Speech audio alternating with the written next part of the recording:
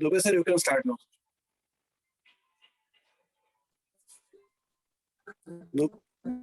Dubey sir, आप start कर सकते हैं. Okay. Thank you. Good morning, everyone. It's a pleasure to be back this Sunday morning again.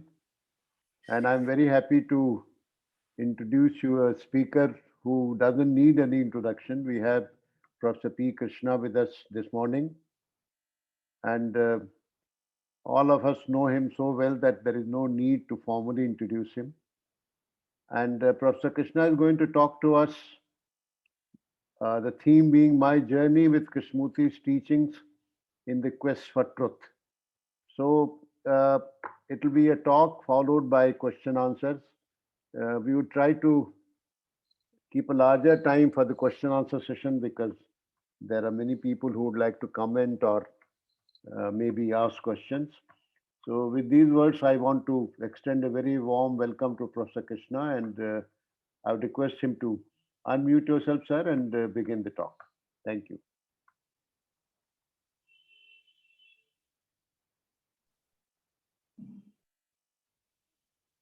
Thank you, Dubey-ji.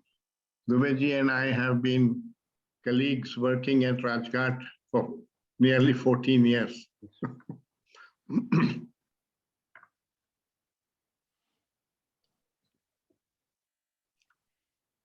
Sushil asked me to speak not so much about Krishnamurti's teachings because I think all of you have heard me speaking about the teachings. He wanted me to speak about the impact of Krishnamurti's teaching and Krishnamurti's person on me. So this talk is going to be a bit personal, not so much about Krishnamurti, but quite a bit about myself too. But my life is intricately connected or intricately involved with Krishnamurti.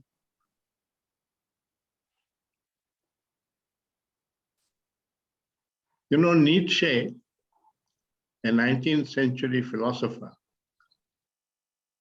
wrote that life is not a problem to be solved. It's a mystery to be lived. And I think Krishnaji exemplified this fact.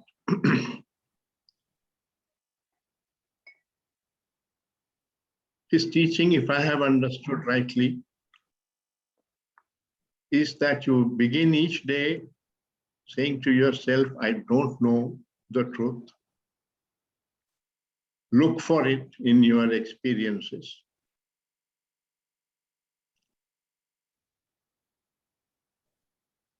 And approach life with a learning mind, not a reactive mind.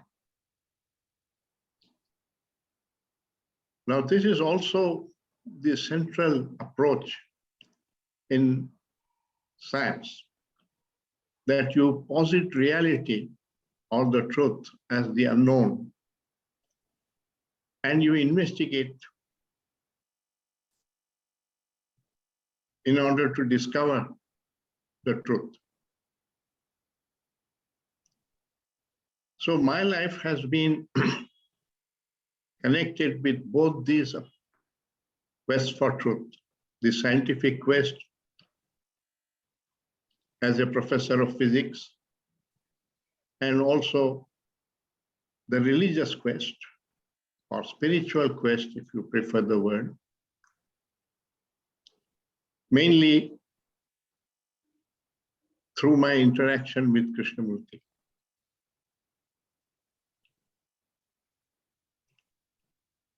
I saw a parallel between these two. In physics, we are always asking, why does this happen this way? What is the cause of what is taking place? And Krishnamurti was saying something similar about our psyche, about our consciousness, that if you experience anger, jealousy, fear, sorrow, there is a cause for it within your consciousness. And it is by investigating that in your daily life, through observation,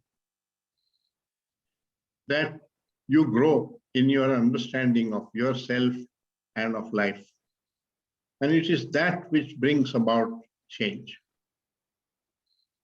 not your effort to change. This was such a unique approach,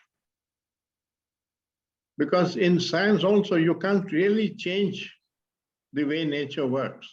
You can only understand how nature works. You can use that knowledge to make new gadgets and so on. But the basic laws, the basic facts are not yours to be made.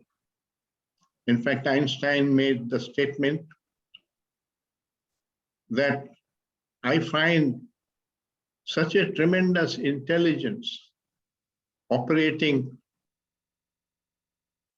and running the universe that all human intelligence appears very tiny in comparison with that. Now that is the basic approach, both in Krishnamurti and in science. My journey began in 1955 at the age of 17, when I had finished intermediate biology. Intermediate in those days meant class 11th and 12th, grade 11th and 12th. It was part of college, not part of school.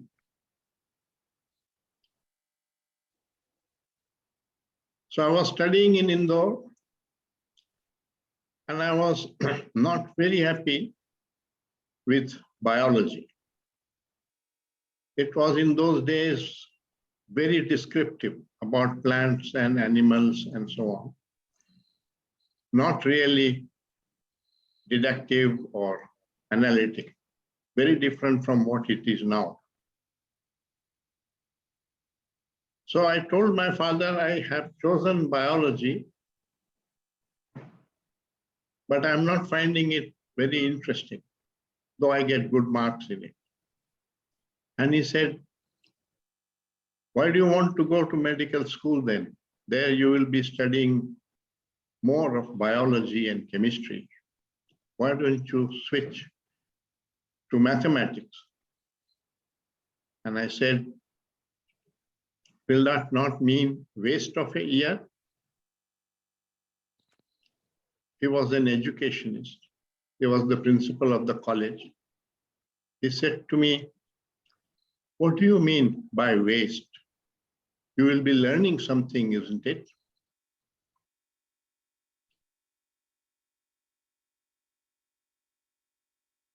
You will start your work life 1 year later, and it will extend your student life by 1 year. And how does that matter? Everybody says the student life portion of student life was the best part of their life. So why should you not extend it? In those days, you could appear in mathematics as an additional subject privately and take both the exams of the 11th and 12th in the board. So I did that. And my father arranged for me to attend classes in mathematics in the college, not as a regular student. I appeared in the exam as a private student. So I pursued my interest in physics and mathematics and gave up biology. In that same year, I came across a small booklet in my father's cupboard saying talks with students, J. Krishnamurti. That was my first introduction to Krishnamurti's teachings. He was talking with students and asking very simple questions, which our teachers never discussed with us. He was asking the girls, do you know why you put on this colored spot on your forehead? And he was asking students, why do you stand up when the teacher entered the class? So we said, well, the students said, out of respect. And he said, what do you mean by respect? Are you afraid of the guy? So that he raised this question, what is the difference between respect and fear? And so on. So I was quite fascinated reading that booklet. And I went to my father and I said, who is this man? I find it very interesting. He's discussing things which our teachers never discuss with us. Now, my father had grown up in the Theosophical Society because my grandfather was working for Annie Besant as a civil engineer. He was a civil engineer. He retired. He was a theosophist. And he came to the Theosophical Society to work for Mrs. Annie Besant. So my father and all his brothers and sisters, he had 7, they all grew up in that compound in Adyar. And they were given a house to live in. And my father was just 2 years younger than Krishnamurti. So they grew up together. So he told me about Krishnamurti, the whole story of how he was chosen as the world teacher and so on. He was not much interested in Krishnamurti's teaching. He was a theosophist, and he believed in discipline and in using the will to do good things, etc. He was a good man, but he didn't believe in this inquiry for transformation of consciousness and so on. The normal religious thing that you condition your mind into goodness. So I came to know more about Krishnamurti, and I went to the bookshop to look for more books by him. In those days, there were only 2 books which were available. One was Education and Significance of Life. I read that, and I was struck by one sentence which is still there in chapter 2. He said, the ignorant man is not the unlearned, but the one who does not know himself. And the learned man is stupid when he depends on his knowledge to give him understanding.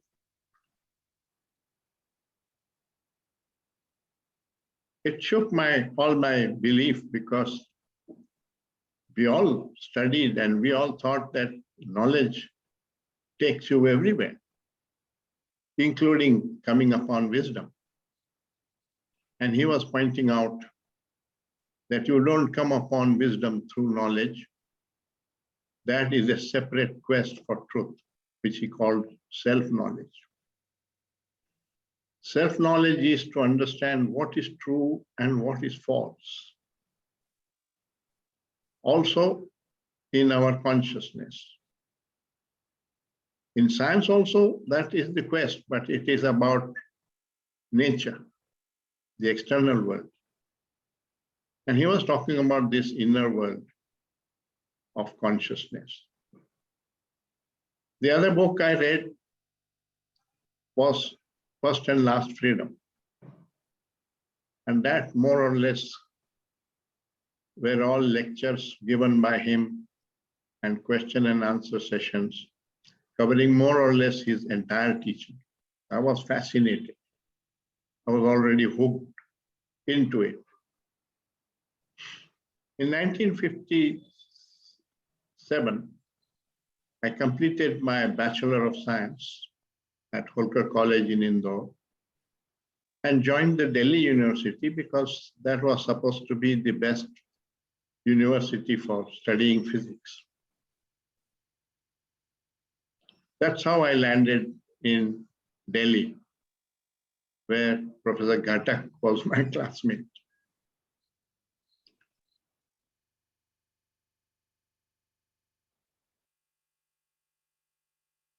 One day in the newspaper, I saw an ad,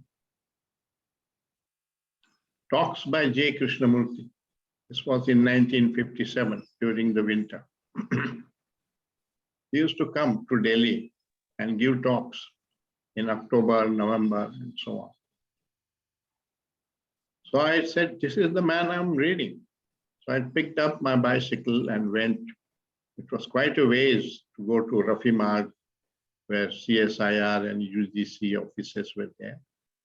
There used to be a big tent and some 2,000-3,000 people would be sitting there. And Krishnaji would enter. And as soon as he entered, there would be a complete hush and silence in the audience, something I had never experienced before. I attended his talks, and he had a tremendous magnetism. And I was greatly influenced by his personality. He didn't want any introductions because people usually praise you and say all kinds of false things about you in introduction. So his condition for giving talks was no introduction. He would just come, give the talk, finish in an hour or so, and go. There was a kind of perfection in him.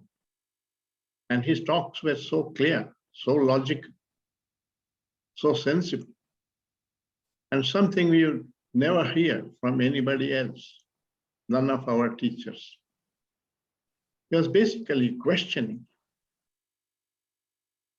our attitudes in life and asking, have you examined them? Do you know if that is true, or you're just accepting it?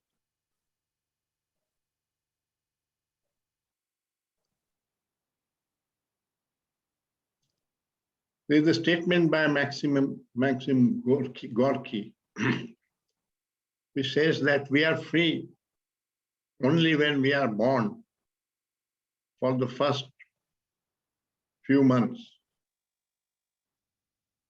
Then they impose a religion on you. They impose a name, a caste, and you grow up defending all that for the rest of your life. So we are really free only in the first few months after our birth. When we are free, we are naked, we can cry or laugh as we wish, nobody pointing out anything. The rest of our life, we live in a sort of prison, which Krishnamurti called the conditioning. And he said, unless you free yourself of your conditioning, you have no basis for your thought. Because your thought is just influenced by all those things you have been told, which are second-hand. So you're all second-hand people. You have not discovered the truth for yourself. And so he exhorted us to examine our life, not take everything for granted, and discern for ourselves what is true and what is false. And of course, this was a similar to the approach in science. So I was greatly interested and I attended more and more of his lectures, getting more and more fascinated. And I used to ply him with a lot of questions. One day at the end of his talk, I went to greet him. He held my hand and he said, "Too many questions, my boy, too many questions."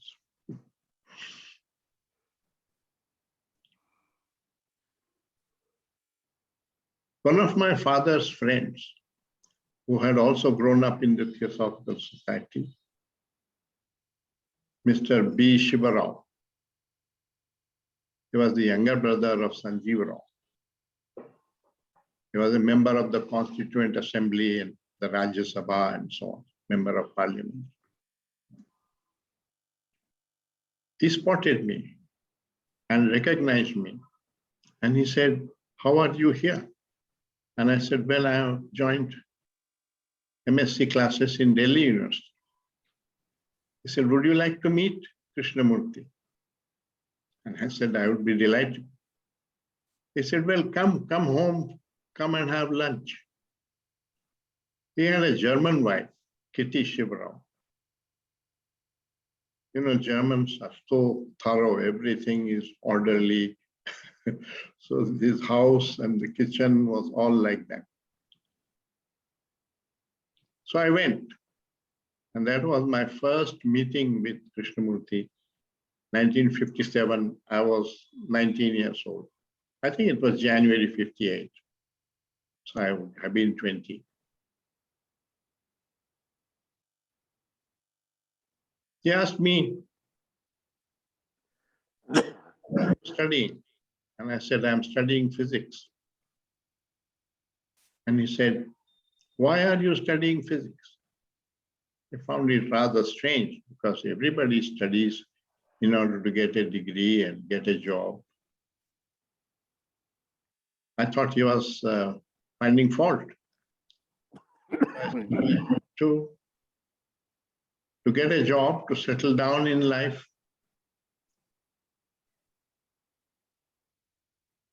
I'm studying for a degree. And he shouted to Mr. Shivarao. And he said, "Look here, Shivarao, our education is so wrong. This boy is just 19. And he's already worried about the future." I said, "What's wrong with that?" He said, "Not wrong, sir. Do whatever you want to do, but don't worry about the future. Not out of fear of the future."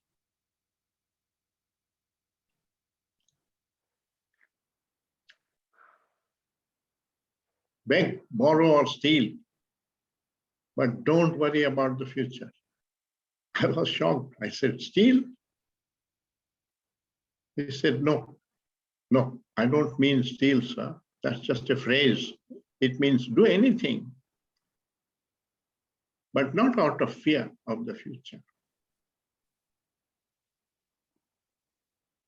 I felt a little slighted. I thought he was finding fault with me and so on. Then we migrated to the lunch table. And he said quite a few things which were quite startling. He said, "Sir, I have never known what hunger is." I said, "What do you mean? If you don't eat food, don't you feel the desire for food? Don't you feel hunger?" He said, "No, I just start getting weaker and I eat in order to keep my body healthy." I found it hard to believe, but he did say that. Later on, I thought to myself, does it mean that desirelessness can go to that extent? That even the instinct of hunger can be overcome?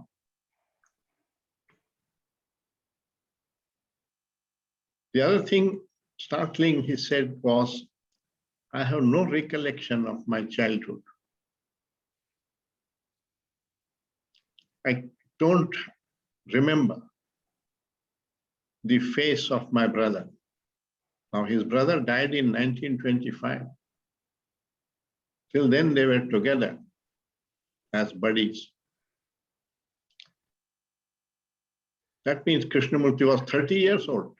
I mean, I remember everything down to when I was 5 or 6 years of age. The house where I lived, the plan of the house, everything in detail. So again, I felt very surprised. Something has happened to this man that he has no recollection. So I said, is it because you live all the time in the present and you don't think about the past as we do? He said, no, sir, it's not that. He didn't tell me that during his time in the Theosophical Society, he lost his memory in 1922. He said, whatever I say about my childhood is what others have told me. He said, I can barely recall the outline of Amma's face, Amma meaning Mrs. Besant. But then he added mysteriously for me, of course I can recollect it, sir, if I want to. So that was quite a mystery. This man is saying, I don't have it in my memory, but I can recollect it from somewhere else. So I asked Mr. Achyut Patwardhan afterwards, what does it mean? And he said, you know, in our religious texts, there is mention of Akashic records, cosmic memory. And the man who is liberated has access to that. He can pick it up from there. Again, something that was very mysterious and strange. So that was my first interaction with Krishnamurti. After that, I wrote a letter to him saying, you're talking to all that audience, but you should come and speak to the students. And you can come and stay in my hostel, in my room. Because my father used to come and stay in my room. I never got a reply, but Mr. Shivarao, who was his host, must have read the letter, and he said, Krishnaji can't come and stay there with you. He needs a certain level of cleanliness and silence and so on. Cannot come and live with you. I felt that strange. If my father can come and live, why can't he come and live in that hostel? And it shook my faith in him as a saint, because I had this whole image of a Gandhian type of person or a Buddhist monk who can adjust to all circumstances, who lives in poverty.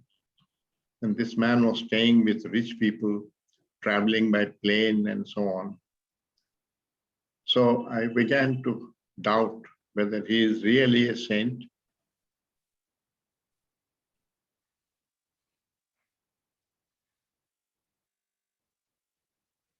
It took quite a few years before I could realize that the problem was not with the man, but with my conditioning, that I was judging him from my conditioning.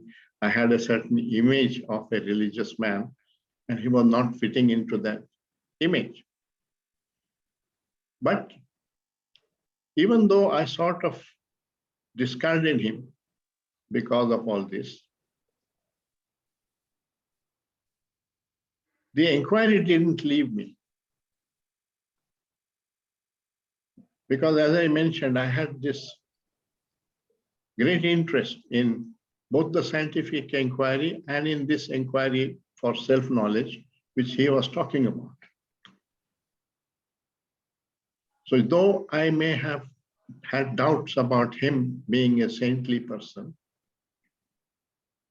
the inquiry persisted. And that's how I gradually discovered that I had all kinds of images in my mind, because I was brought up and conditioned as a Hindu, as a theosophist, and so on. And this man was not like that. He was quite passionate, he was fiery. He appeared almost sometimes to be angry, which was so contrary to any images one has of a saintly person, at least in India. Then, after completing my master's in 1959, I wrote a few letters to him in the summer of 1959. And he replied to each one of those letters. He didn't reply to all my statements in the letters. He gave a brief reply, but he replied.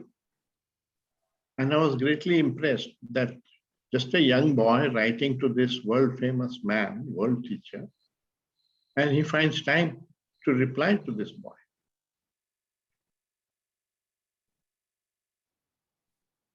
After completing my MSc, I joined Banaras Hindu University for my PhD because my teacher, whom I liked very much in Delhi University, with whom I wanted to join research, was appointed professor and head of the Department of Physics in Banaras Hindu University. That's how I ended up in Benares. And I came to know that Krishnaji has a school here, and he comes here to give talks every winter. By that time, I had got married. So my wife and I, we both went on our bicycles to Rajghat, and we would be attending his talks whenever it was possible. And I would ply him with a lot of questions.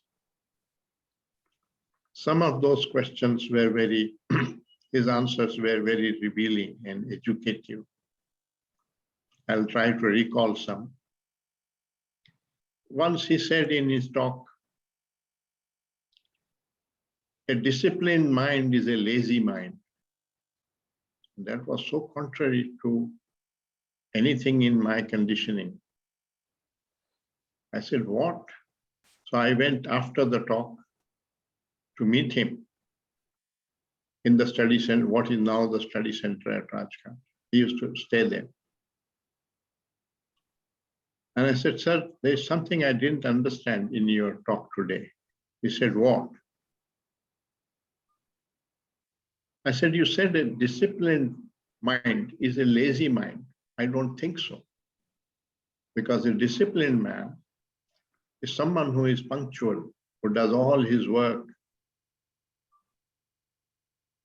works hard, and completes all his responsibilities. So why do you say it's a lazy man? And he countered with a question. He said, sir, if he is not lazy, why does he have to discipline himself? If I have to get up at 6 o'clock in the morning, I get up.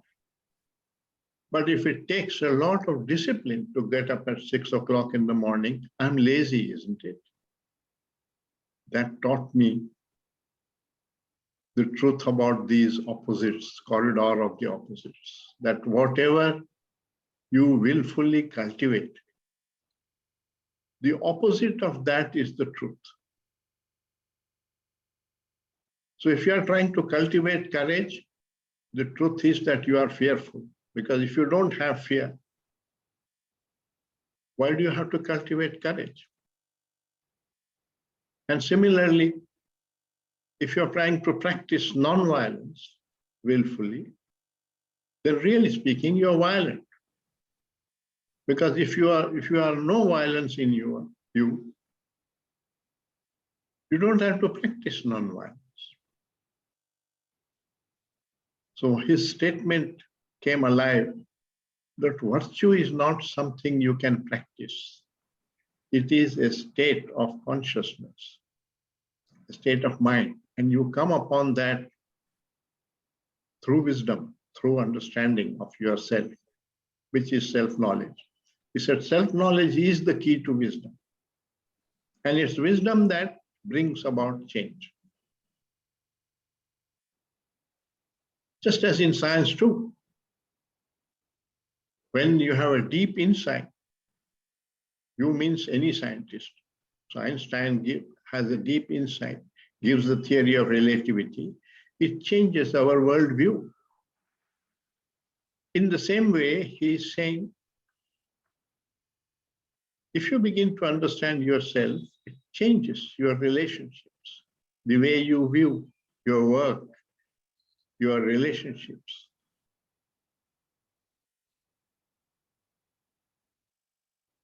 So that intrigued me. Another day, he gave a talk about ending of conflict.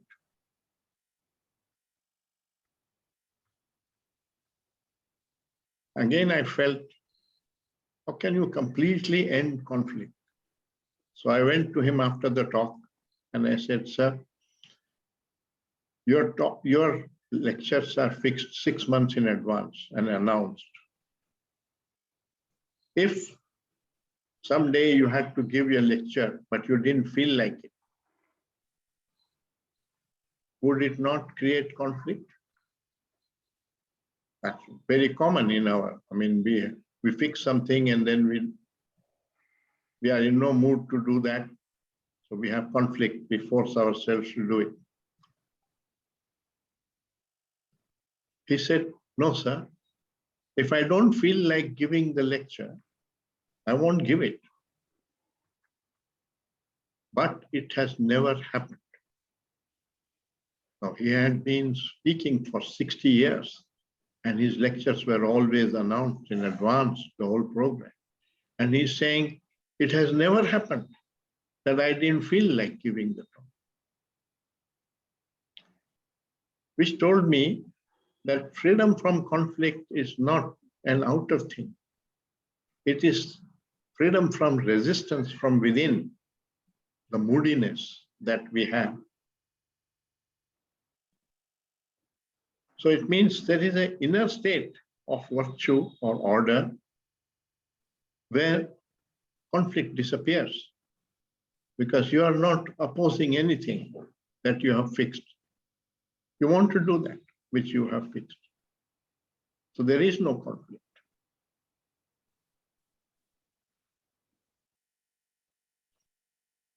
And I remember in around 1975 or 76, I asked him a somewhat impertinent question. He had given a talk about getting out of the ego field, saying nothing good will ever flower in it.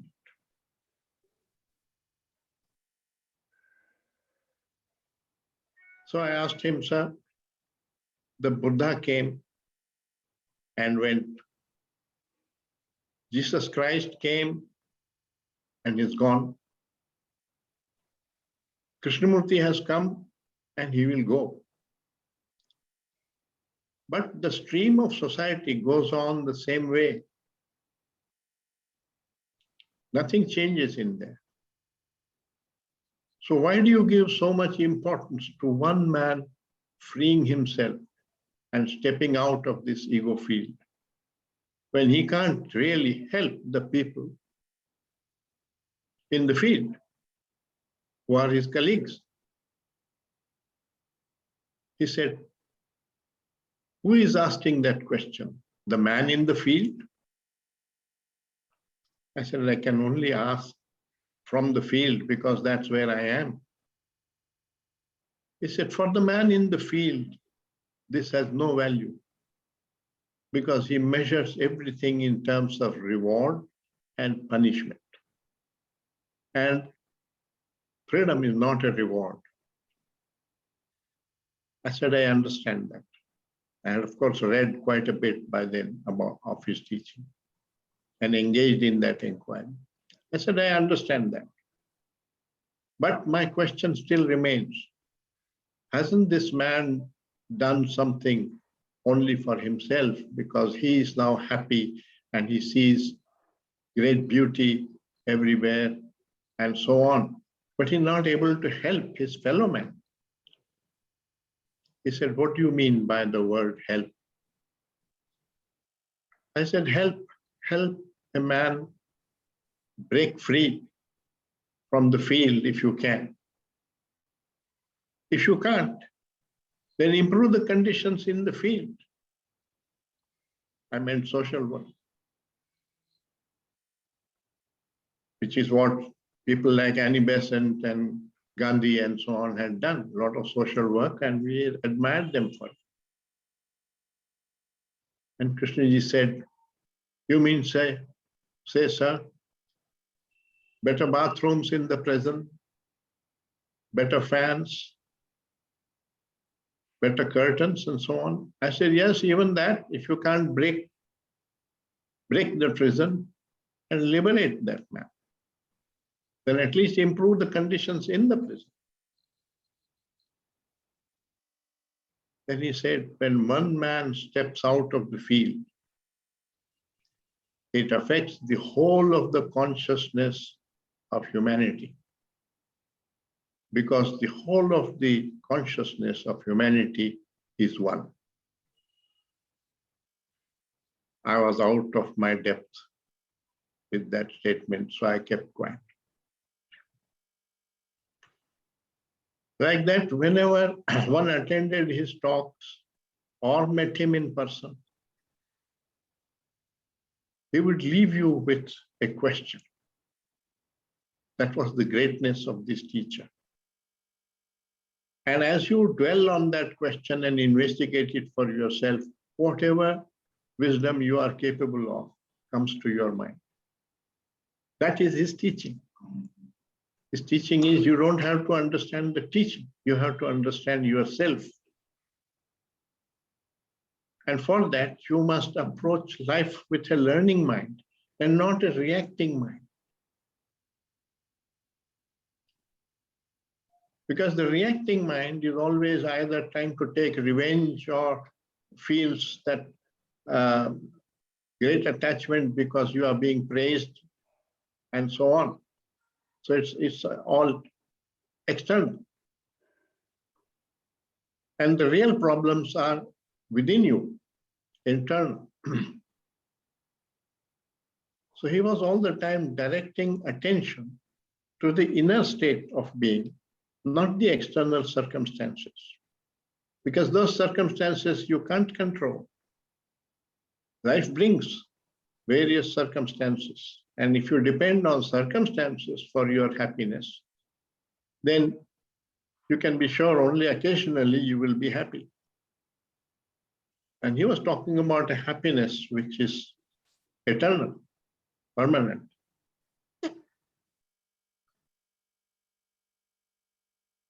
So it directed your attention towards a different kind of life. One of his books, which is Dialogues with Anderson, who was a professor of religious studies in US, is entitled A Wholly Different Way of Living. Wholly different way of living, not some patchwork, little bit change here and there of your ideas or your conditioning. Freedom from conditioning, according to me, is not absence of conditioning, but the fact that your conditioning doesn't dominate you, and you are not so identified with it that you are constantly defending that, unwilling to question it. The moment you question it and you're willing to inquire, you're already to some extent free of your conditioning. So his teaching was to live with questions, to live with an inquiring mind, exactly as it is also in science. In fact, in one of his lectures in Paris in 1961, he said there are only these two minds which are of value in the world. The religious mind, by which he meant the mind in quest of truth, of the inner world, and the scientific mind, which is in quest of truth for the external world. And if I can quote his statement, he said, the religious mind has no belief, no dogma. It moves from fact to fact, which is why the religious mind is a scientific mind. But the scientific mind is not a religious mind. The man who is educated in the knowledge of science is not a religious man. Because science doesn't ask questions about consciousness and so on. It asks only questions about the external world. And for that, limited inquiry of trying to understand the external world, that's the best approach. And you can do experiments and measurements and so on to discover the truth and have theories and models and so on. You can't do that in this inner quest of truth about consciousness, because you can't measure consciousness phenomena. You can measure how much you love somebody. So he questioned everything about life. He questioned what we called education. He questioned what we call love. He said, I doubt, sir, whether you really love your children.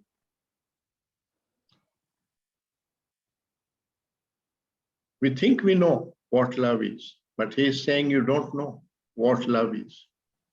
What you mistake love is jealousy or attachment or admiration or attraction or desire. And that's not love. It's not the love that Jesus Christ and Buddha talked about or Krishnamurti talks about.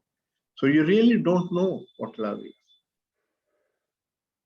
And of course, he said, love is where the self is not. That means where self-interest as a motive is absent. Then in that state, there is love. That's the state of love. When your actions or your thoughts are not guided by self-interest, you're oblivious of what will happen to the self. And that's what it means, the freedom from the self.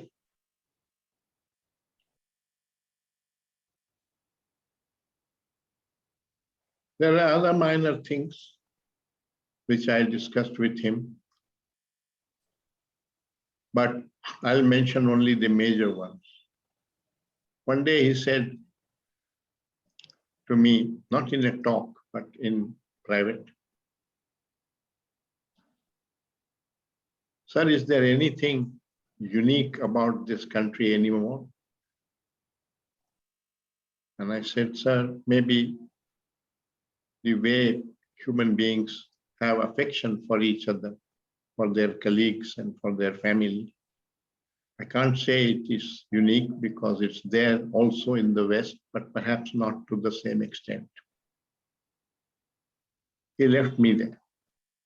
And after a few days when I met him again, he said, shall I tell you, sir, what is unique about this country? I said, yes.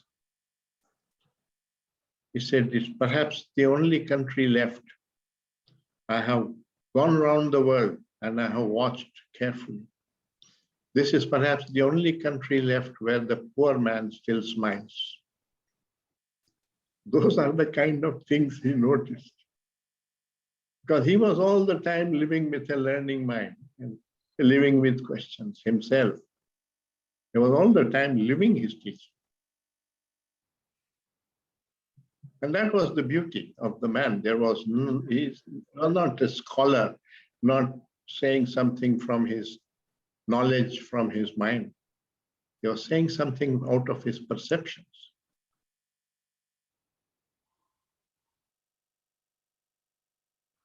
Then he asked me one day, sir, has the Brahmin disappeared from this country?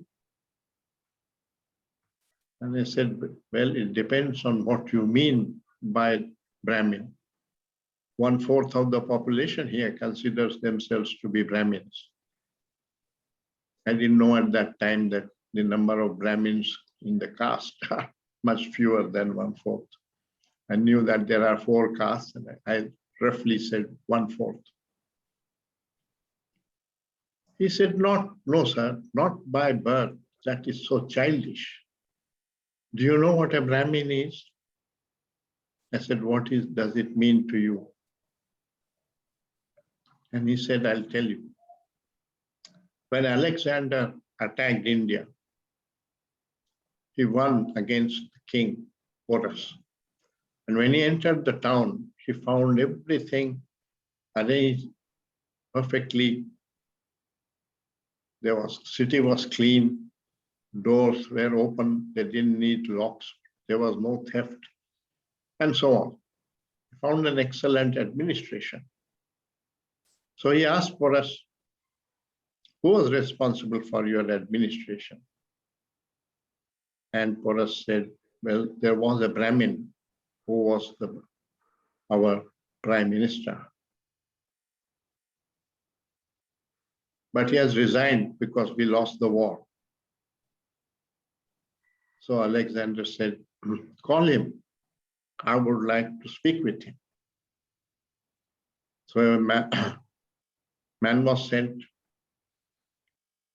to call him from his village because he had gone back home to his village. The man came back after 2-3 days and said, the man is saying, I am no longer in the employ of the king. And a Brahmin doesn't go to anyone. So this was conveyed to Alexander. And he said, all right, I will go to meet him. So he is taken to the village and people search for him in the village. And he's sitting under a tree teaching 3 children. Alexander is announced and he looks up and he says, yes, what can I do for you? Alexander says, are you the man who was responsible for the administration of that state? He said, yes. You ran an excellent administration. He said, thank you. Then Alexander said, will you come with me to Greece? I'll put you in charge of all my armies. You can have the best palace in Athens. Will you come? He considered for a minute and he said, no, I want to teach these children. So Krishnaji completed the story and looked up at me and he said, now you understand, sir, what a Brahmin is? You can't buy him. He does what he wants to do, what he loves to do. You can't buy him. I said, sir, if that's what you mean by Brahmin, I'm afraid I probably don't know if there is any in India. Perhaps there may be in the Himalayas somewhere, but I haven't come across one. It was not really true because I had come across him and I think he was a true Brahmin. You know, he was offered by the Templeton Foundation. Mr. Templeton himself, who made the foundation, offered him an award which is larger than the Nobel Prize. It's an award given to a person each year who has worked for integrating science and religion. But Mr. Templeton went and offered to Krishnaji this award. So he said, sir, I don't work for awards. The foundation came to know about this and they talked with him. They said, a lot of money, the foundation will benefit from it and so on. He said, would the Buddha have accepted an award for his work? So I wrote to my friend Kabir Jaitirtha in Bangalore this story, that Krishnaji was a true Brahmin. He declined the Templeton Award. And Kabir wrote, a little Vaishya blood would have done good to the foundation.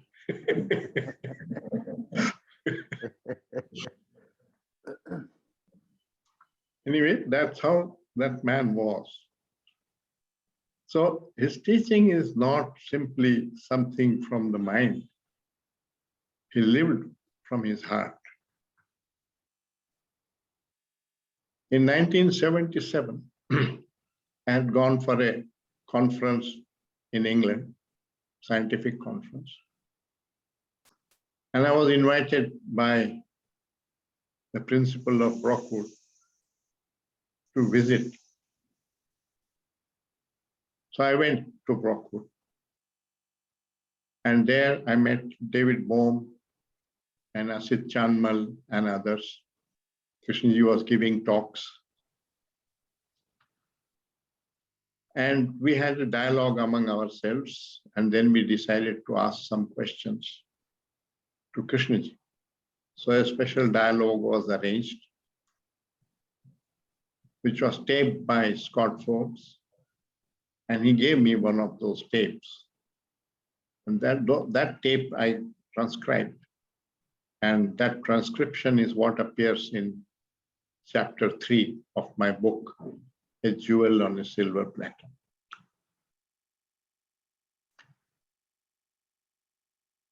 You can read it there because it would be a long dialogue. I cannot repeat it here for time.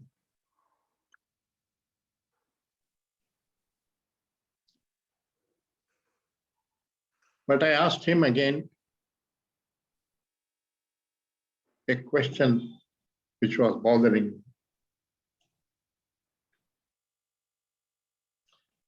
I said, sir,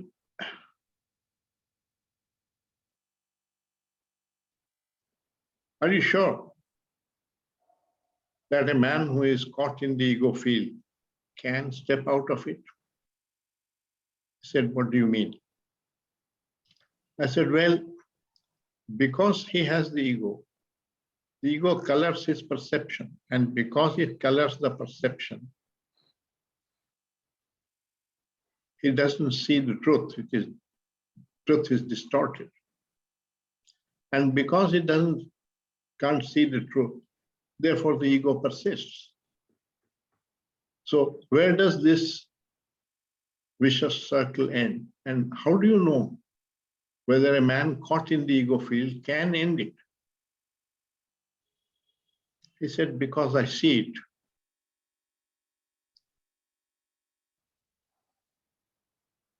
That means he's saying there's nothing wrong with your brain or your senses.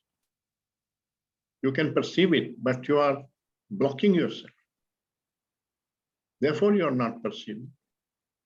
It's not that it is some genius is required in order to perceive this truth. So that I asked him, do you know someone who was in the ego field and who has got out of it?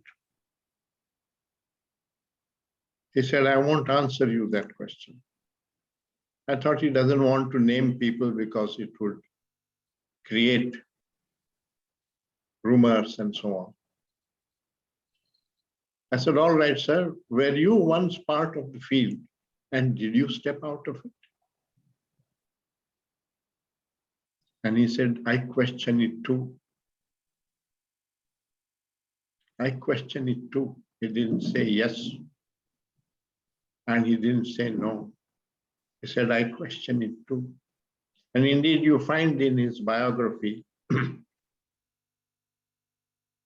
written by Mary Lattians, a whole chapter on who was K, where Mary Zimbalist and Mary Latins question him about K. And he says the same thing. He says that, I don't know why this boy did not get trapped or conditioned. He was surrounded by theosophy and whatever, all the propaganda of the Theosophical Society for years together. And then he was in all kinds of very rich people who were friends of Annie Besant in London, where he was educated in various languages. But none of it trapped him. Why? What kept this boy free? Normally, all this would trap a person, condition him,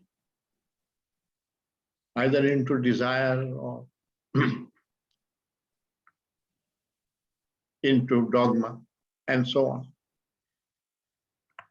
So he was also questioning why his mind was not trapped. In one dialogue, somebody asked him, Sir, you had such wonderful teachers like Annie Besant and Leadbeater, who helped you come upon the truth and free yourself. We don't have such teachers, so how can we come upon the truth? And he said, yes, sir, I did have wonderful teachers. But I came upon the truth because what they said went into one ear and out of the other. That means again the same thing, that I didn't get conditioned by what they were saying. And I learned. This learning mind, according to him, is the religious mind. And he is saying, live with a learning mind. There was a 19th century philosopher called Nietzsche. Some of you must have read him. He wrote, life is not a problem to be solved. It's a mystery to be lived. That's a wholly different way of approaching life. Not to solve a problem by acquiring this, acquiring that, knowledge or money or whatever, status. But to look upon life as a mystery to be understood. That's the learning mind. And Krishnaji was living with that kind of mind, even on his deathbed. I was close to him on his deathbed in Ojai. And I know that he was still living with a learning mind, an inquiring mind.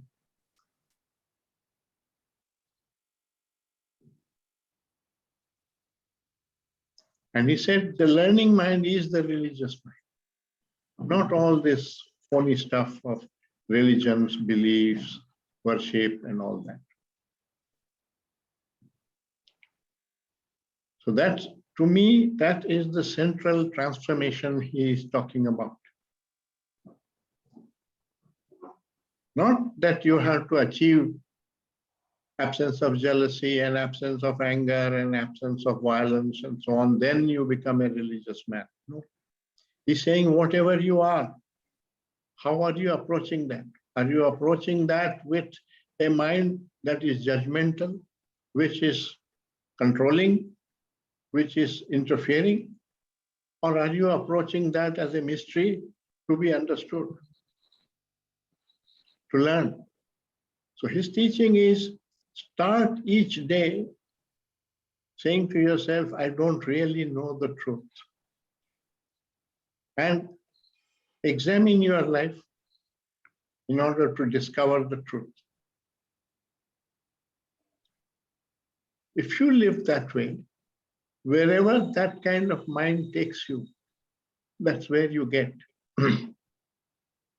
Don't make liberation the aim of this inquiry. And that appealed to me. Because when you learn physics, you don't learn physics in order to become Einstein. You learn physics in order to understand nature. And as much physics as you learn, that much you understand about how nature functions. In my mind, this inquiry is similar. So the transformation is not the change of the conditioning, but it is a different approach to the condition.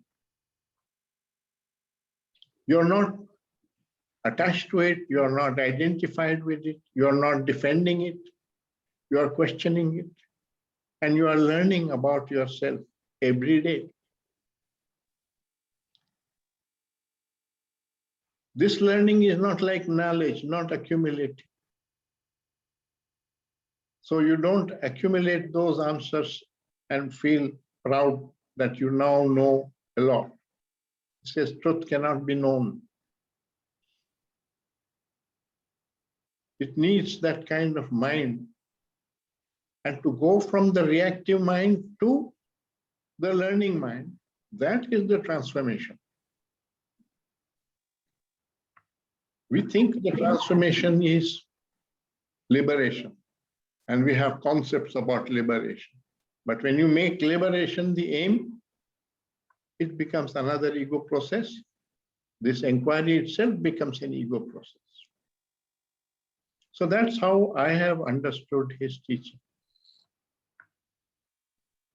Just live with a learning mind. Don't have a destination in mind and keep learning every day.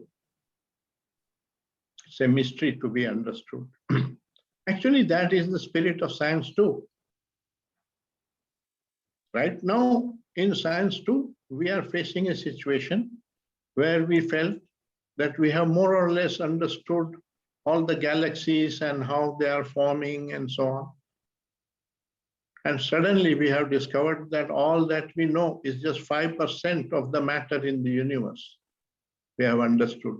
The remaining 95% of matter and energy, we don't know what it is. It's called dark matter or dark energy. And this has repeatedly happened in science too. So when you understand, your worldview changes, but that view is not final. There is still more to learn. This inquiry is similar, the inquiry itself, knowledge. You have understood some things, but there are always things which are not understood. And there are still illusions which grip your mind if you are not aware of it and not watchful. That watchful mind is the religious mind. There is this saying that the devil walks by the side of the Buddha. If Buddha's awareness lapses for a second, he'll grip him, trap him in another conditioning, another ego. So it is constant awareness and alertness, which means you are watching. All your energy is into watching and learning, not into reacting and trying to change things around. So that's why it's a totally different approach to life. And that is the transformation. And the day you understand that you can't change a thing, but change can happen as a byproduct of understanding life, you will begin to live with a learning mind. You learn about anger, you learn about jealousy, you learn about whatever comes into your consciousness. Learn about it, inquire about it, find out how does it originate and so on. Your concern is not with change. Your concern with learning, and change will take place of its own. That's the teaching. But we think that change requires effort. The effort maker is the problem. The ego is the problem. You are the problem, not life. You are the problem. And that's why the teaching says die every day. Die to the ego, the attachments and dogma, the conditioning. So I'll end it here. I think we need time also for questions and so on. There is a lot more which happened in Ohio near his deathbed. But I'm afraid you just have to read the book, which I wrote, in order to get the full details. I'll end it here because Sushilji said I should talk about what learning took place for me in how did Krishnamurti and my contact with Krishnamurti impact my life. And that's what I have really talked about. Thank you. Thank you, sir. Thank you, sir. Thank you very much. Thank you very much. You're welcome. It was very interesting, and it was really great to learn about your personal interactions with Krishnaji. I'm sure we all enjoyed it. I hope you could speak a little more, but I think there are questions coming up now. We'll start with Dr. Harshad Parekh and then Mr. Pradeep Verma. Harshad bhai, please go ahead. Hi, Harshad. We are not able to hear you, Harshad bhai. There's no sound. You have to unmute yourself, Harshad. He has unmuted, but there's some problem with your audio. No, we can't hear you. We can go to Pradeep ji, and then in the meantime, are you able to hear now? yes, we can. Yes. Because I removed this. Oh, okay. Okay. Okay, please go ahead. Okay. Yes. Thank you, Professor Krishna. It was very, very interesting, very simple, very direct. Only one point I like to make a comment is that Krishnaji asked many, many questions in his talks, in his dialogues. And I learned from his questions because first time when I read the book, he was asking why we are like this, why we are conditioned by our religion, by why we call ourselves as Hindu or Indian. And he was pointing out the source from where all our problems come. So his questions really made me look at myself very, very carefully. But I feel that I myself don't ask questions because my mind is more like a watching mind. It is to ask question, to me, it means like dropping a stone in a quiet lake, and then it creates a lot of ripples. And then we look at these ripples. So generally what happens is that when a question is asked, then there are answers and more verbal dialogue goes on. But the real teaching, which I would call, is looking, seeing non-verbally. And that I found it very, very interesting. And in that looking, even when we are not trying to find out anything, we do find out. It's like just watching and something comes and we learn from that. So that choiceless awareness, it seems to be the real thing and not too much verbal dialogues and asking questions and getting answers. Okay, I finish. Thank you very much. Thank you, Harshad bhai. Thank you. Pradeep ji, please go ahead. Yes, sir. Audible? Yes. Yeah. One small question, sir. Yes, please. As I understand, nothing less than whole satisfied Krishnamurti. And because whole cannot have external or internal, so what is holistic? First thing, because this word comes very often. Are there micro wholes within a larger whole? Is individual a micro whole? Can there be an individual without an all-round connectivity with the larger whole? These are the small, these are. We are connected with the larger whole in actual fact, but we distract ourselves into particular channels which are of importance or interest to us. Instead of looking at it as a mystery, we have an agenda. So you want to study a particular subject, or you want to get a particular degree, or you have a certain desire that dictates your thinking and so it contradicts the awareness. Awareness of the whole is only possible when you are free from all this distraction which comes. The other meaning of holistic is that body, mind, heart, intellect, all together, not choosing and discarding one and giving importance to the other.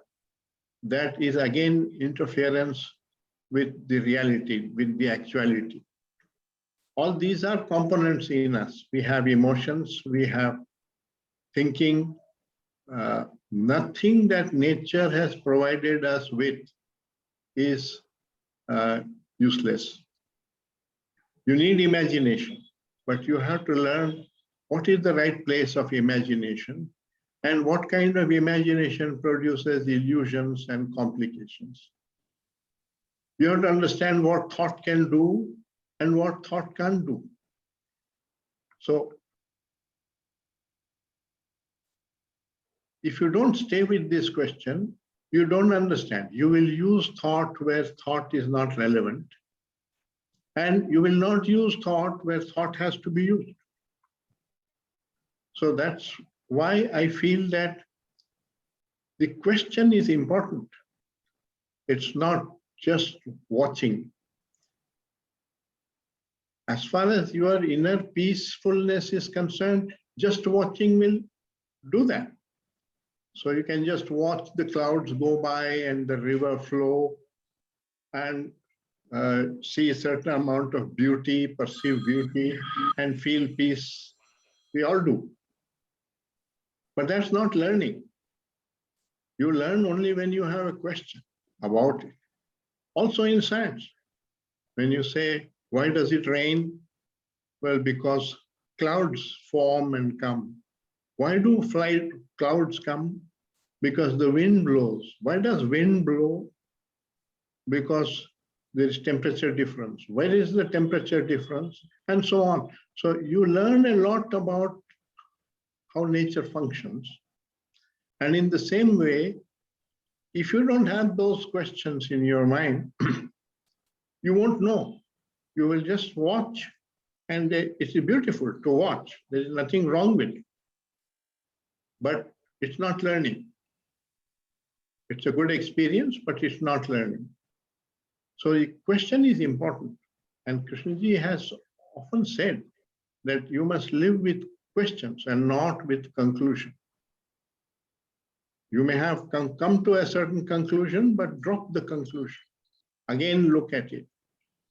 See, in his own life, for instance, he would answer the same question again and again. The same question would be put to him. There is one video in which I remember, often in his dialogues, he would start with saying, what shall we discuss? And one man said, let's discuss desire. So another man said, no, sir, we discussed that last week. So Krishnaji says, just a minute, sir. Have you freed yourself of desire? If not, why shouldn't you question desire? Why shouldn't we discuss desire again? So the idea that you have already covered that course, I mean, in knowledge we do this, that I have learned theorem number 39, now I want to go to 40 and so on. It's not like that. You look at the thing all over again, and in fact, the teaching says, come to it with a fresh mind. And that's the beauty. You don't find Krishnaji giving the same answer. The essence is the same, but the answer can be sometimes very long and sometimes very short. Whatever occurred to him at that time on the question, he would say like that. So that's different from the professor of philosophy who gives you the same answer every time. Thank you, sir. Thank You're you. welcome. There is a question from Binduji. Please unmute yourself and ask. Binduji.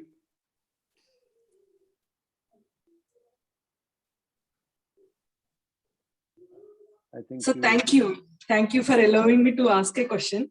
Yeah. So this is Hima Bindu. I have a question for Professor Krishna. Professor Krishna, you are from physics background. Yeah. As the way we read physics as something like that, the physics will give the solution or answers for the nature's questions. But how did you come into this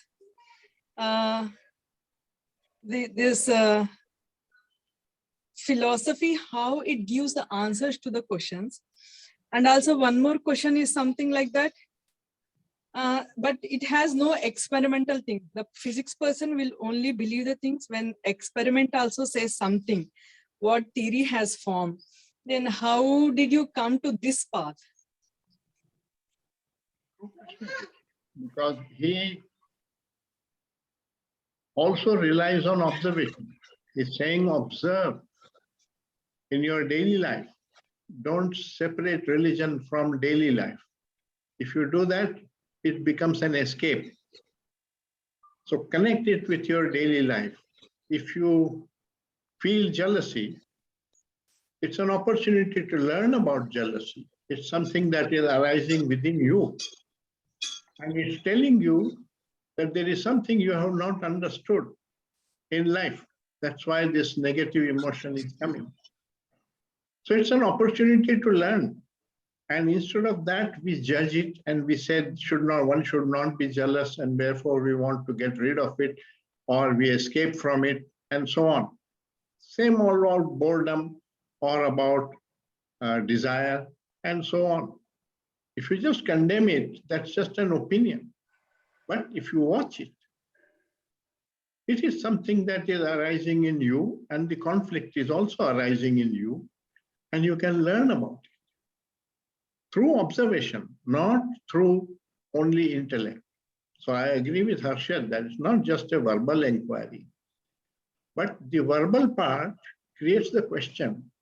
And I personally feel that the question helps to focus your attention deeply on that issue. For example, if you don't ask yourself, what is a learning mind and what is a reactive mind? You may not understand that.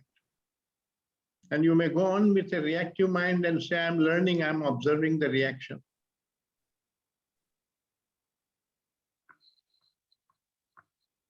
I'll give you an example to illustrate this because I think it's important.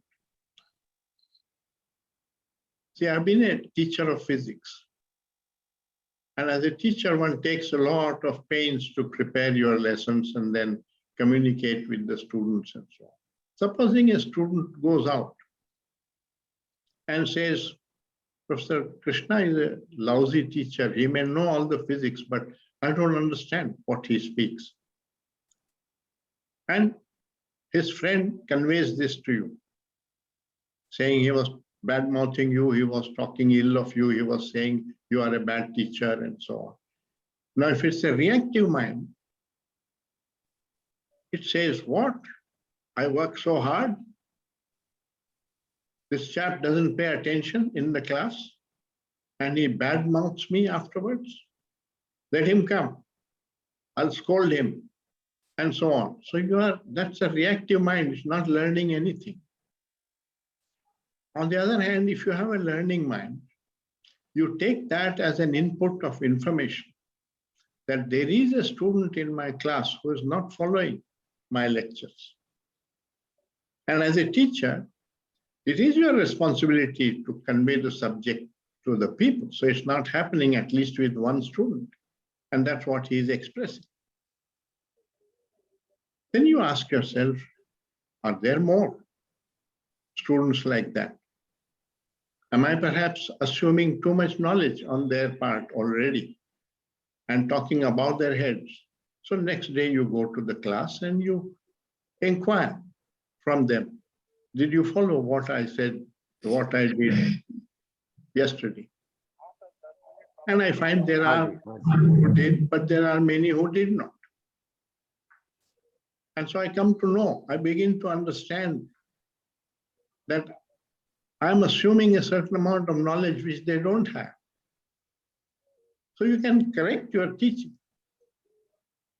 In the same way, if you watch your own life and you discover that your approach is creating complications, that approach will change. So living with the learning mind is the important thing. And there are these two states, either you are reacting or you are learning. There is a statement I once read, a thought for the day in Times of India. I don't remember the author, but he said, people are not disturbed by what they see. They are disturbed by their opinion about it. So a boy and a girl are having sex in the garden, and the Indian mind says, Toba, Toba. And he is very disturbed that these people are obscene and doing this and that and so on. He is very disturbed about it. The American mind not disturbed. He says, wow, they're having fun. So the reaction is coming from your conditioning. You're not able to just observe without judgment, without opinion, without reaction. And that's how I understand Krishnaji's choiceless awareness. Don't judge, don't conclude, just watch. But it's not empty watching. If you watch without a question, you may miss the learning. You may find peace, but that's a temporary peace. You get peace in so many things. You go to the temple and hear a nice bhajan, it makes you peaceful. Yeah. But that peace is soon destroyed. So you need a lot of learning in order to have that peace as a permanent state of your mind or being. So every disturbance is an opportunity to learn about oneself. That's how I understand K's teaching. Thank you, sir. You're welcome. We have three more questions. I think Chaya ji, then Subodh, then Pradeep ji. So Chaya ji, please go ahead. Sir, truth is a pathless land is the most authentic signature statement of Krishnamurti. Kindly explore it in your perspective and make us understand what made him give that statement, sir. Well, truth is the unknown. So how do you have a path to the unknown? You have a path only to the known. You know the railway station in Varanasi, you can have a path to go to the railway station. But how do you go to something where you don't have a path? You don't know what it is, the destination.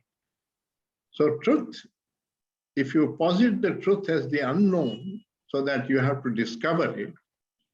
There can't be a path to it. They all, in a subtler way, I would say, the learning mind is the path. Without the learning mind, you will just achieve something, but you will not learn. So unless you have a learning mind, you won't learn. People who just practice a particular religion and rituals and so on, they are not learning. So there is Krishnaji's statement saying the church and the temple are not religious places because there is no learning taking place there. A school can be a religious place, provided this kind of learning takes place and you create a learning mind. Thank you, sir. You're welcome. Subodh, you have a question? You want to unmute yourself and ask?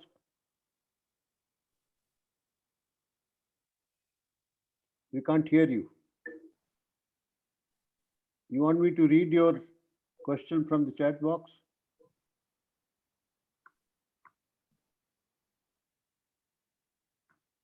We see your lips moving, but there is no sound coming. I'll read his question. He has asked to say that truth is a pathless land. In reality, being pathless is also a path. At the same time, it does not saying pathless lead to certainty and conclusion. In the observation which has to be seen without choosing and giving names, there is also a choice to say pathless, which seems to be a contradiction in case teachings. Is that what you want to say, Subodh? Yeah. Take an example from my subject, physics.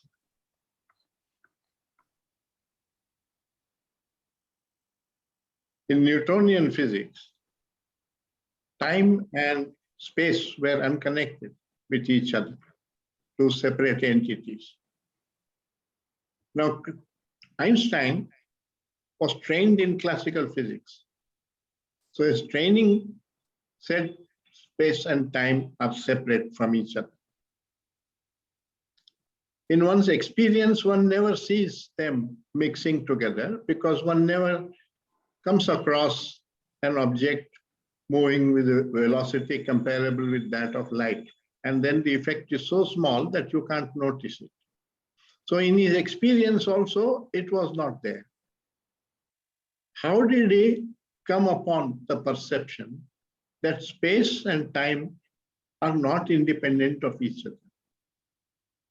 All he knew was something is amiss in our understanding, because there was this Michelson-Morley experiment which said there is no earth wind.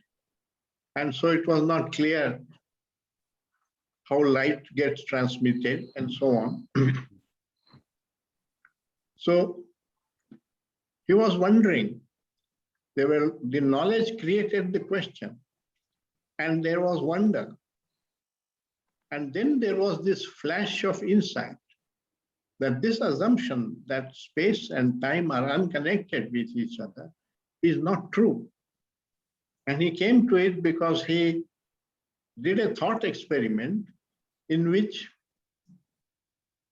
he considered what the world would look like if he was traveling on a beam of light. So the question was important, but the state of learning, of looking at it as a mystery, was extremely important. In the same way, millions of people saw apples fall to the ground. How come Newton came upon gravitation from the same observation? He asked a question: why does it fall to the ground? That question was important. And he had done experiments, or Galileo had done experiments to show that if something accelerates, then there is a force that is acting So naturally, the next question was, what is the force which is acting? And then the next question was, if the earth is attracting this object, maybe all objects attract all other objects. So it led to the universal law of gravitation. So the whole thing is an inquiry. You go from one question to the next question and so on as your understanding grows. But you don't know the final answer. It is unknown. And therefore, to the unknown, there cannot be a path. Insight is pathless. There is a metaphor to convey this. It says that reason and logic and knowledge are like the pole of the pole vaulter. They can raise you, but if you don't leave them, you don't get to the other side of the pole. It's somewhat like that. The value of the intellect is to create the question.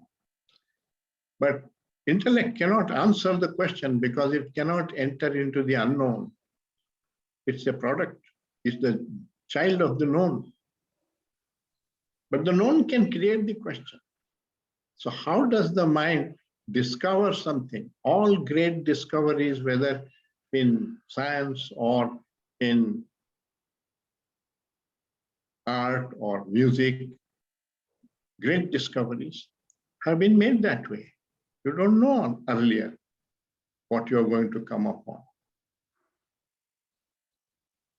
Great musicians like Mozart and so on have said that I don't compose my music. It's out there and it just flows through me when my mind is attuned. And Krishnaji says something similar about his teaching. He says, sir, I haven't thought out this teaching. I'm an uneducated man. I couldn't have thought out this teaching. It just comes to me as a revelation. So he just started inquiring and living with these questions and looking around with wonder. And it came to him. That's a mystery. How the insight comes to a human being is a mystery. We are all capable of it, but we block our own insight through attachment to the knowledge and through not giving up wonder and so on. That's how I understand it. Thank you, sir. Thank you. We have some more questions. I think we have already exceeded our time, so please make it brief. Pradeep ji, and then Prakash ji, then Prabhakar Sarma ji, and then Vishwanath Reddy. So there are 4 more questions. I would request you to make it brief. Yeah. Yes, Pradeep ji. After listening to you about the importance of questioning, I'm not going to ask questions, but I want to express my heartfelt appreciation for you, Krishna ji, and I wish you a long and healthy life so that I can continue to enjoy being inspired by you. And I have read your book. You have made Krishnamurti's teaching simpler than what he did.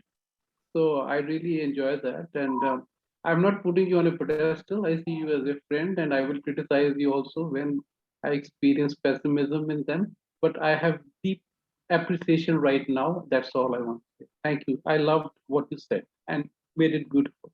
Excellent. Thank you. Good afternoon, Krishna sir. Don't praise me. I have one small question. Can I ask, please? Not to praise me or appreciate, because I'm trying to shed the ego, and if you praise me, it tries to build the ego. So you would be undoing my work. All right, thank you. That's a joke. Thank you. Thank you. Prakash ji, please. Professor Prakash Krishna sir, Maheshwari. can I ask one question? Of course you can. Yeah. I think No, I'm reminding you that Prakash Maheshwari has asked a question. You said you will read it. And so Vishwanath ji, you are the last in the queue, so let Prakash and Mr. Prabhakar Sarma ask their questions, and then we'll come back to you. Yes, sir. I'll come. Okay. Okay. Yes, Prakash ji. In one of his talk in Mumbai, Krishnaji says the beginning of meditation is the self-inquiry, self-critical awareness, just to know what you are. And from that very simplicity grows the immense, which is beyond words, beyond time.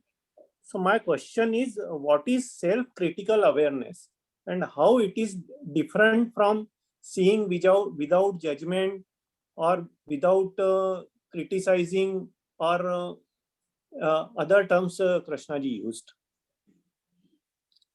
What is self-critical awareness? Yes, we got it. Yeah. That means you are not just accepting what you see. You are questioning it. That's how I understand. Criticism is a question. When you criticize me, it enables me to look at what I am saying. It creates a question in my mind, and that's healthy. I mean, it is important to be questioned because learning comes like that, from the question. So I do value questioning and therefore also value criticism. And if we have a couple of minutes, I want to say how Krishnaji lived with questions.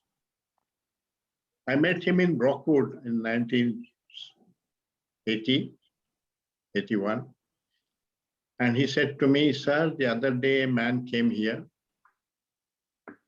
He went around the school, looked at the tent where I give lectures.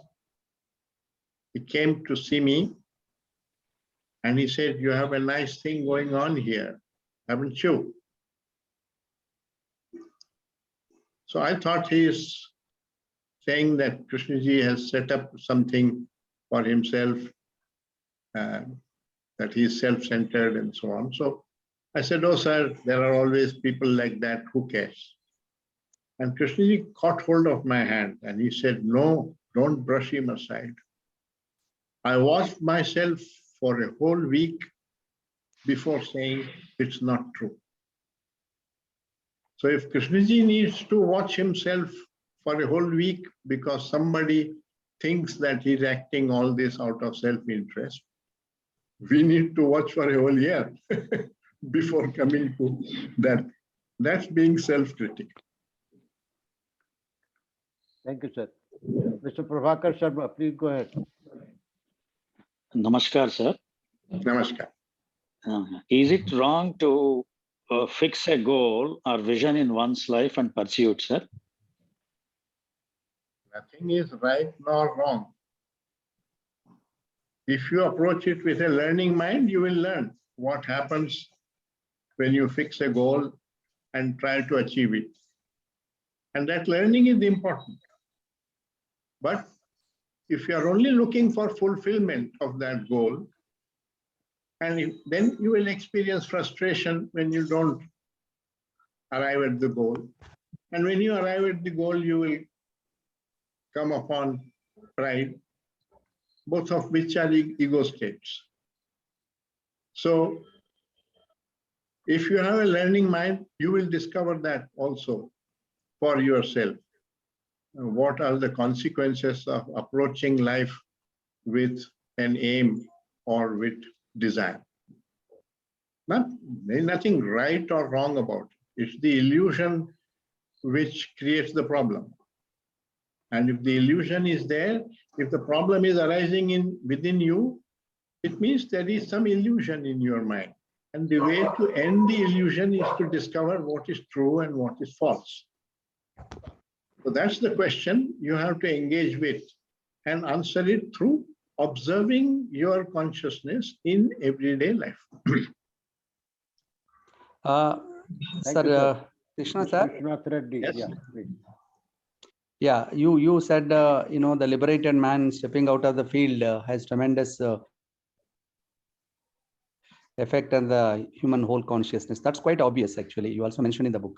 But now my question is that, is there any role of meditation in the whole Krishnaji teachings and the way he tried to, help the humanity? Yes, there is. And he talked about meditation almost in every series of his talks. But his meaning of the word meditation is very different from what most of the religious texts and gurus talk about. It's not concentration, not repetition of some word, and so on. He says conscious meditation is no meditation. So this process of self-knowledge that we have talked about is part of meditation, approaching life with a learning mind and freeing the mind of illusions and so on. That means false notions, is part of meditation. But ultimately, when you come upon, you have understood the role of thought, and therefore thought has fallen silent. Then in that silent mind, real meditation happens. You cannot decide and practice meditation. Meditation is something that happens to you when you come upon a silent mind. And in order to come upon the silent mind, you have to go through this process of self-knowledge. That's how I understood, and it may not be exactly what he said. Thank you, sir. Thank you. Welcome. I think we come to the end of the talk today. Before we close, I want to thank Professor Krishna on behalf of the Indore Study Circle for sparing his time and for being with us. And it was a very, very interesting lecture. Thank you, sir. Thanks a lot, sir. You're welcome. Thank you. Bye now. Next Next Sunday we'll lecture. have Mr. S. Gopalan. He'll be talking to us at 11 o'clock. Same link. So please do join us when you're free. Thank you. Thank you.